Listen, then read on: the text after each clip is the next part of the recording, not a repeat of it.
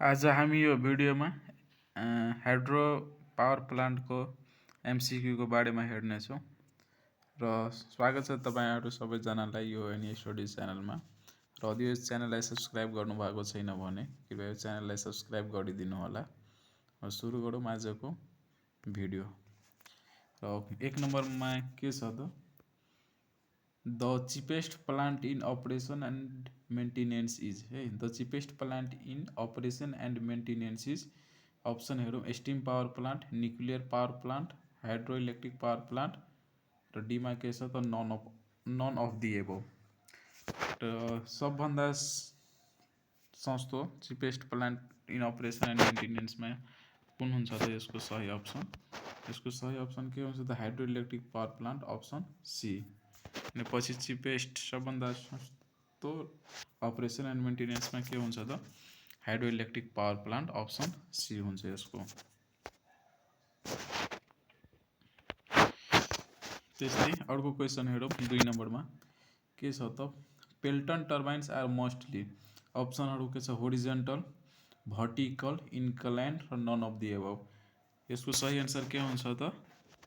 यसको सही एन्सर के हुन्छ त अप्सन ए होरिजेन्टल है।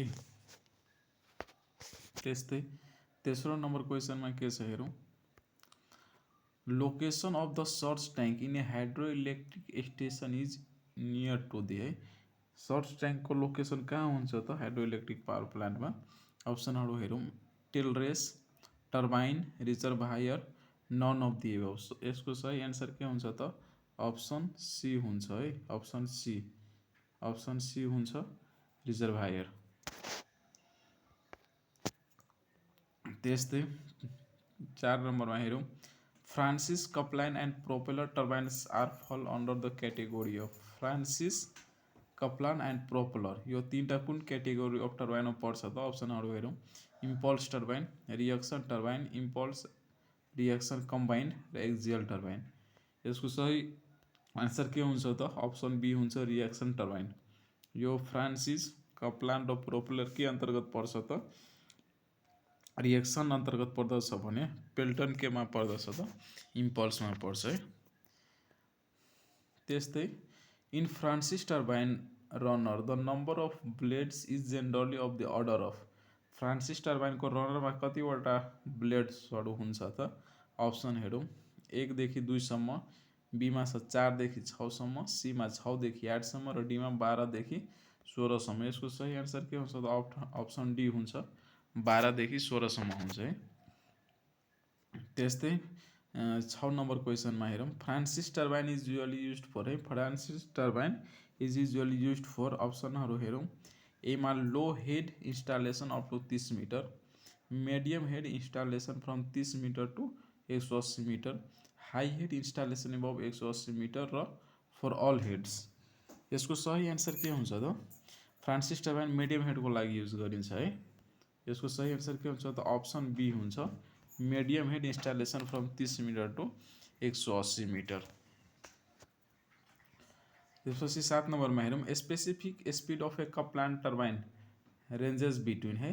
स्पेसिफिक स्पिड कप्लान टर्बाइनको कति हुन्छ त? अप्सनहरू हेरौँ, एमा के छ 30 देखि 60, बीमा 60 देखि 300 र सीमा 300 देखि 600 र डीमा 600 देखि 1000। यसको सही एन्सर के हुन्छ त? अप्सन सी हुन्छ 300 देखि 600 सम्म। यो आरपिएममा हुन्छ है, यहाँ आरपिएम लेखेको छैन तर यो के हुन्छ आरपिएममा हुन्छ है। यसको के हुन्छ त यो आरपिएममा हुन्छ है, आरपिएममा हुन्छ। त्यस्तै 8 नम्बर क्वेसनमा हेरौँ, the gross head of a hydro electric power plant is. Gross head hydro electric power प्लान्टको ग्रस हेड भन्नाले के बुझिन्छ त? यसको अप्सनहरू हेरौँ, एमा के छ त the difference of water level between the level in the storage and tailrace है। The difference of water level between the level in the storage and tailrace. अर्को के छ त बीमा the height of the water level in the river where the storage is provided. यसमा the height of the water level in the river where the tailrace is provided, none of the above.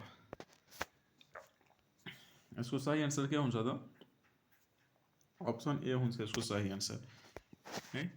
यसमा के छ त gross head भन्नाले the difference of water level between the level the storage and the tail race.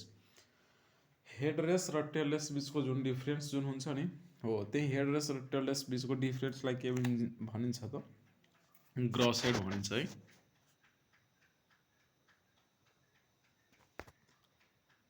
त्यस्तै 9 नम्बरमा के छ त hydro electric power plant is अप्सनहरू हेरौँ non renewable source of energy, conventional source of energy, non conventional source of energy र continuous source of energy. यसको सही आन्सर के हुन्छ त अप्सन बी हुन्छ conventional source of energy. Hydro electric power plant के हो त कन्भेन्सनल सोर्स अफ इनर्जी हो। त्यस्तै 10 नम्बरमा hydro electric power plant is mainly located in hilly areas, desert, flat areas र डेल्टासमा छ है। यसको सही अप्सन के हुन्छ त अप्सन ए हिल्ली एरियाजमा लोकेट हुन्छ, किन भन्दाखेरि ड्याम बनाउन सुटेबल भएको कारणले गर्दा हिल्ली एरियामा है।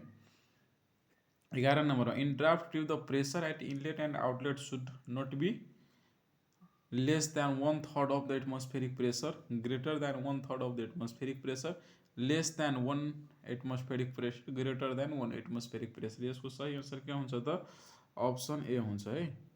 अप्सन ए हुन्छ less than 1/3 of the atmospheric pressure. त्यस्तै 12 नम्बरमा trash rack are located near tail race intake at the entrance of turbine inside the penstock. यसको सही आन्सर के हुन्छ त इन्टेकमा ट्रास ऱ्याक राखिएको हुन्छ ताकि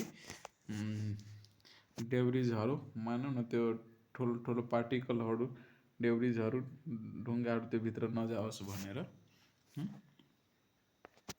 त्यस्तै 13 नम्बरमा के छ त penstock in a hydro electric power plant is a pipe connecting to runner outlet, a nozzle that release a high pressure water to the turbine blades, a conduit connecting four-way to a scroll caging of turbine, a pipe connecting surge tank। यसको सही answer के हुन्छ त यसको सही answer हुन्छ यसको option C A conduit connecting four-way to a scroll cage turbine। 14 नम्बरमा which of the following is a high head turbine है। तल दिएका मध्ये कुन हाई हेड टर्बाइन हुन्छ अप्सन हेरौँ एमा पेल्टन, बीमा फ्रान्सिस, सीमा कप्लान र डीमा के छ प्रोपेलर। यसको सही आन्सर के हुन्छ त ऑप्शन ए हुन्छ पेल्टन है। पेल्टन के होता हाई हेड टर्बाइन हो भने फ्रांसिस के होता मीडियम हेड, कप्लान र प्रोपेलर के होता लो हेड टर्बाइन हो। त्यस्तै 15 नम्बरमा which of the following component is not a part of the hydro electric plant. Hydro इलेक्ट्रिकको प्लान्टमा तलको मध्ये कुन हाइड्रो इलेक्ट्रिक प्लान्टको कम्पोनेन्ट होइन। अप्सनहरू हेरौँ एमा पेनस्टक, बीमा स्पिलवे, 3 मा सर्ज ट्याक, डीमा इकोनोमाइजर। यसको सही आन्सर के हुन्छ त इकोनोमाइजर जुन हाइड्रो इलेक्ट्रिक पावर प्लान्टको कम्पोनेन्ट होइन। 16 नम्बरमा the annual depreciation of a hydro power plant is अप्सनहरू 5 देखि 10%, 0.5 to 1.5%, 10 देखि 20%, 25 देखि 30%। यसको सही आन्सर के हुन्छ त 0.5 देखि 1.5% है। त्यस्तै 17 नम्बरमा in order to have maximum power from Pelton turbine the bucket speed must be होइन म्याक्सिमम पावर फ्रम पेल्टन टर्बाइनको लागि बकेट स्पिड कति हुनुपर्छ त अप्सनहरू हेरौँ equal to jet speed, equal to half of the jet speed, equal to twice of the jet speed र none of the above. यसको सही आन्सर के हुन्छ त equal to half of the jet speed option be. Option B हुन्छ यसको सही answer. त्यस्तै 18 नम्बरमा हेरौँ which type of hydropower plant can be used as both base load and peak load plant होइन बेस लोड र पिक लोड दुइटैमा युज हुने खालको हाइड्रो पावर प्लान्ट कुन हो त अप्सनहरू हेरौँ run of river with pondage, run of river without pondage, storage type र पम्प्ड स्टोरेज टाइप। यसको सही आन्सर के हुन्छ त अप्सन सी हुन्छ स्टोरेज टाइप है जुन बेस लोड र पिक लोड दुइटैको लागि प्रयोग गर्न सकिन्छ। त्यसै 19 नम्बरमा which turbine has highest speed. Highest speed कुन टर्बाइनको हुन्छ त एमा पेल्टन, बीमा फ्रान्सिस, सीमा इम्पल्स, 3 मा कप्लान। यसको सही आन्सर के हुन्छ त कप्लान है अप्सन डी। जसको लो हेडको हाई स्पिड हुन्छ भने हाई हेडको के हुन्छ त लो स्पिड हुन्छ है। 20 number governing mechanism use in case of Pelton wheel turbine is है पेल्टन व्हील टर्बाइनमा गभर्निङ मेकानिजमको रूपमा केलाई युज गरिन्छ त अप्सनहरू हेरौँ guide vane, nozzle needle, control भर अनि डिमार्केस द ड्याम गेट। त्यसको सही आन्सर के हुन्छ त अप्सन बी हुन्छ नोजल निडिल है। र गाइड भ्यान उस के भन्छ त इम्पल्स भन्दा पनि रिएक्सन टर्बाइनमा के गर्नेछ त गाइड भ्यान्स युज गर्नेछ र नोजल निडिल इम्पल्स टर्बाइन भनेपछि पेल्टन टर्बाइनमा युज गरिन्छ है। र आज यो भिडियो यति नै हो र अर्को भिडियो फेरि लिएर आउनेछौँ। यो भिडियो हेरिदिनु भएको तपाईँहरूलाई धेरै धेरै धन्यवाद छ।